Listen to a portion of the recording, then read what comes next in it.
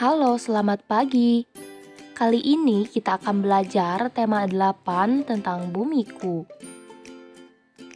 Subtema 2, bumiku dan musimnya. Muatan pelajaran ilmu pengetahuan alam. Pada bagian pembelajaran 1, berbagai musim di belahan bumi. Pada pengajaran pertama yang akan kita bahas itu adalah berbagai musim yang ada di dunia. Nah, mungkin sobat sekalian pernah bertanya-tanya, mengapa di Indonesia hanya ada 2 musim, yaitu musim kemarau dan juga musim penghujan, sedangkan di negara lain, khususnya di belahan benua Eropa dan sekitarnya, itu memiliki lebih dari 2 musim. Mengapa demikian? Ini dikarenakan Indonesia itu letak geografisnya berada tepat di garis khatulistiwa. Nah, apa itu garis khatulistiwa? Garis khatulistiwa adalah garis tengah yang memisahkan atau membagi bagian bumi utara dan juga selatan secara vertikal. Sehingga wilayah yang berada di bagian khatulistiwa itu akan beriklim tropis. Atau dengan kata lain memiliki 2 musim, yaitu yang pertama ada musim kemarau dan yang kedua ada musim penghujan. Biasanya musim penghujan itu terjadi antara bulan Oktober sampai bulan April, sedangkan musim kemarau terjadi antara bulan Mei sampai bulan September. Bagaimana halnya dengan negara yang lain? Nah, negara yang cenderung jauh dari khatulistiwa dan juga mendekati kutub utara maupun kutub selatan biasanya memiliki 4 musim dalam 1 tahun. Nah, kira-kira apa saja sih 4 musim tersebut? Yang pertama itu ada musim semi. Musim semi biasanya terjadi antara bulan Maret, April hingga Mei. Nah, pada saat musim semi, bunga-bunga itu sedang sangat indah cantik bermekaran dan juga enak untuk dipandang. Kemudian yang kedua itu ada musim panas. Pada saat musim panas terjadi antara bulan Juni, Juli hingga Agustus. Musim panas biasanya waktu siang hari cenderung lebih lama dibanding dengan malam hari. Bisa berkisar antara 4 hingga 5 jam saja satu malam dalam satu harinya. Kemudian yang ketiga itu ada musim gugur. Musim gugur yaitu terjadi antara bulan September, Oktober hingga November. Apa yang terjadi? Yang terjadi adalah daun-daun itu berubah yang tadinya warna hijau menjadi warna coklat keemasan dan kemudian perlahan-lahan gugur dari batangnya. Kemudian yang keempat itu ada musim dingin. Musim dingin itu biasanya terjadi antara bulan Desember, Januari, dan juga Februari.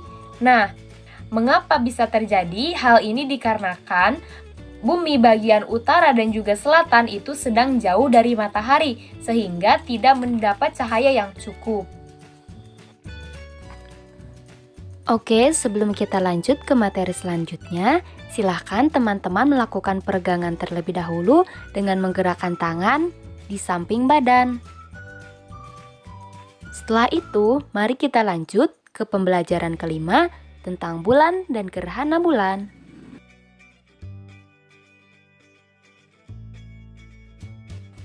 Bulan merupakan satelit alami bumi. Jika dilihat dari bumi, bulan akan tampak bersinar terang karena memantulkan cahaya dari matahari. Hal tersebut dipengaruhi oleh rotasi dan revolusi bulan. Waktu yang dibutuhkan bulan untuk sekali rotasi sama dengan sekali revolusi, yaitu 29,5 hari. Nah, teman-teman, apakah kalian tahu bahwa bulan juga mengalami pergerakan loh? Kira-kira apa saja ya gerakan bulan? Gerakan bulan dibedakan menjadi 3. Yang pertama, yaitu gerakan bulan berputar pada porosnya yang disebut dengan rotasi. Kemudian yang kedua, yaitu gerakan bulan berputar mengelilingi bumi yang disebut dengan revolusi. Dan yang ketiga, gerakan bulan bersama bumi mengelilingi matahari. Selanjutnya, apa itu gerhana bulan?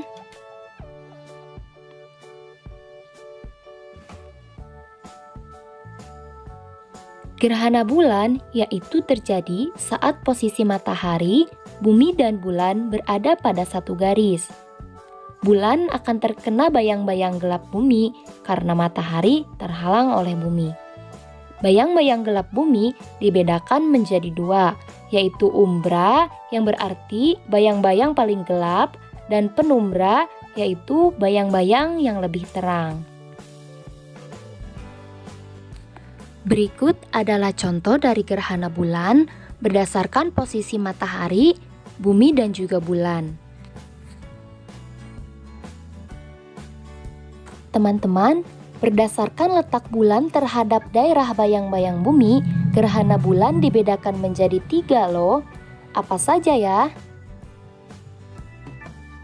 Yang pertama yaitu gerhana bulan total.